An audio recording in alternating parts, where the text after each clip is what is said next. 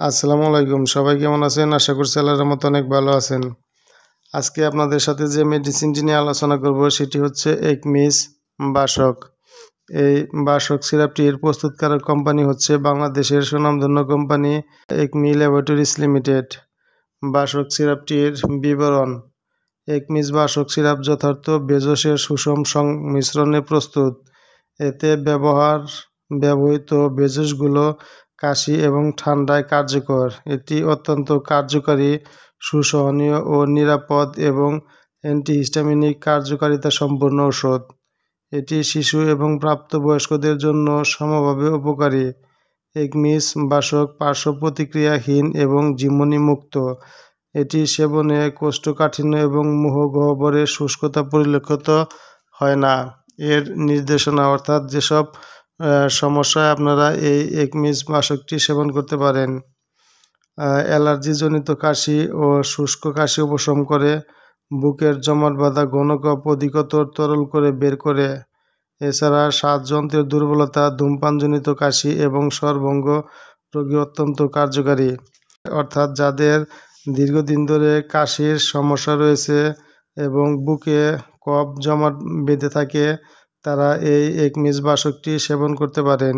এটি বুকে জমাট বাঁধা কফকে তরল করে বের করে দেয়। এছাড়াও যাদের ধূমপানজনিত কারণে কাশির সমস্যা রয়েছে এবং যাদের অতিরিক্ত ঠান্ডা লেগে স্বর ভঙ্গ হয়ে যায় এবং গলা ব্যথা হয়ে যায়, তারাও এই সিরাপটি সেবন করতে পারেন। এর মাত্রা ও সেবনবিধি: 12 বছরের কম বয়সীদের জন্য 1 থেকে 2 চামচ দিনে 3 বার এবং প্রাপ্তবয়স্কদের জন্য 3 চা চামচ দিনে 2 থেকে 3 বার।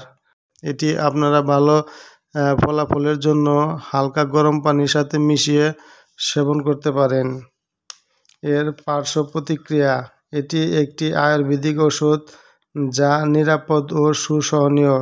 নির্দেশিত মাত্রায় সেবন করলে পার্শ্ব প্রতিক্রিয়া পরিলক্ষিত হয় না।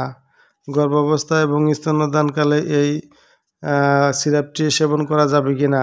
গর্ভাবস্থায় একমিস বাসক সেবন সম্পর্কে কোনো নির্দিষ্ট তথ্য নেই, তাই গর্ভাবস্থায় সতর্কতার সাথে ব্যবহার করা বাঞ্ছনীয়।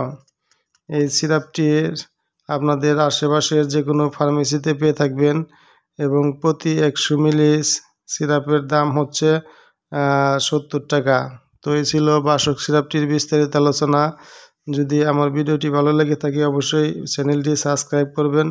সর্বশেষ একটি কথা বলবো যে আমার ভিডিও দেখে কেউ ওষুধ সেবন করবেন না, কারণ আমি শুধুমাত্র মেডিসিনের ইনফরমেশন শেয়ার করে থাকি। কোনো ওষুধ সেবন করার পূর্বে অবশ্যই একজন রেজিস্টার্ড চিকিৎসকের পরামর্শ অনুযায়ী সেবন করবেন। তো আজকের মতো এই পর্যন্তই। ভালো থাকবেন সবাই। আল্লাহ হাফেজ।